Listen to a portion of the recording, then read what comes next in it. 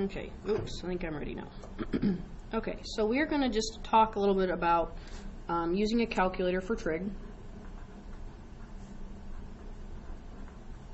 I am going to do everything today based off of the calculators that I provide of the TI-30X2S calculators.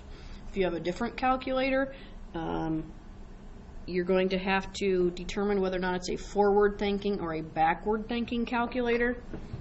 And I will tell you right now that these are backwards calculators. They think backwards, so how you would write it on your paper, it's not how you would input it into the calculator.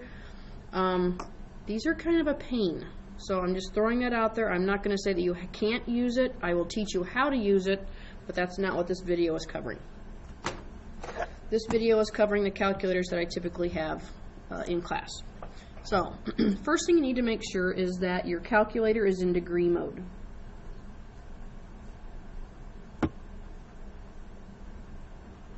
I guess I should write that out since you guys haven't seen this yet. Okay, so calculator needs to be in degree mode. So if you look, let's see if I can zoom in here. You'll see really little, it says DEG. You want to make sure it says DEG and not RAD for radians. You'll be dealing with that in Algebra 3-4. It's just another way of calculating an angle, or another unit of an angle. Okay, so we need to be in degree mode. And without going into a lot of specifics of what trig is, we're just learning how to use the calculator.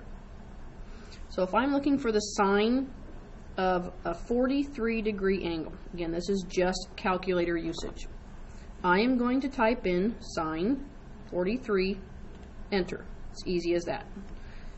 Typically we take it out to 4 decimal places, so it's going to be 0.68, need to round it to 0. Okay, let's do another one of those. Cosine of 57 degrees. Try that one on your own. Okay, so you do cosine 57, enter, and get 0.5446.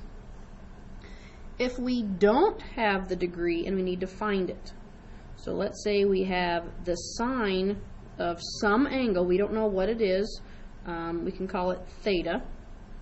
So the sine of theta equals 0.1427. So we don't have the angle, we are looking for it. You have to use what is called an inverse. So we would type in the sine of, second sine. So what your screen looks like then is it has that, that -1. So sine, or inverse sine, and then you type in the 4 digits and equals. What you are finding is you're going to be finding your angle measure.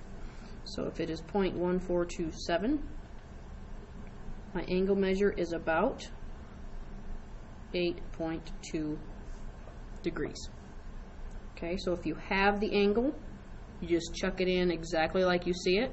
If you're needing the angle, then you have to use the second or the inverse function or the inverse sine. So tangent of theta equals, let's do 2.1358. So we would type in inverse tangent. I get that inverse sine there, and then I have 2.1358. So we end up with theta, or our angle, being about 64.9 degrees. So very basic functions with that. When we get into solving equations, so let's say we have that the sine of 53 equals,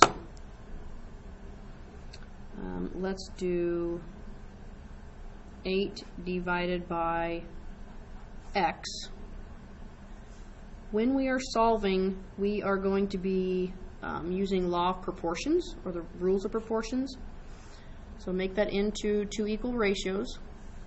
The x is in the denominator. I need to solve for x in the numerator. So I am going to, by law, or by property of proportions, I can just switch places with this numerator with this denominator. So I have x equals 8 divided by the sine of 53. Okay, so you'd be finding a side. Again, I'm not going to go in specifics, just more how to use the calculator. If you have the cosine of 15 equals, let's say it is 32, x over 32, and x is already in the numerator, which is where we want it, then this is what we need to get rid of. So basically what we are doing is we're multiplying both sides by 32. So 32 cosine of 15 equals, those would cancel out, equals x. You do not put the 32 behind the 15, because then it's going to look like it's going to be the cosine of 15 times 32, which would be incorrect. So I would type in my calculator exactly like I would read it, 32 cosine 15, and get x to have a value of 30.9. One more is very similar to what we did at the very end. If we end up where we're looking for the angle, so if we have the tangent of x equals 12 over 19, then I can just simply do 12 divided by 19. You can do this two different ways and get the value. Oops. I'm going to zoom out a little bit. So 12 divided by 19 gives me a really long decimal. I don't want to write down that decimal because I don't need to. I'm going to keep it though. And I know that if I'm looking for the angle, I can use the, or I need to use the inverse of that. So I can go second, let me clear this out, second tangent, which is going to give me that. I want the decimal value that was just in my calculator, and I can do second, and then my answer that I just had previously. And I get 32.28.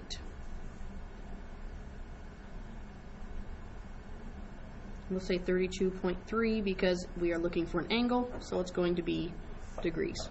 So just some basics of manipulating some fractions and knowing how to use your calculator.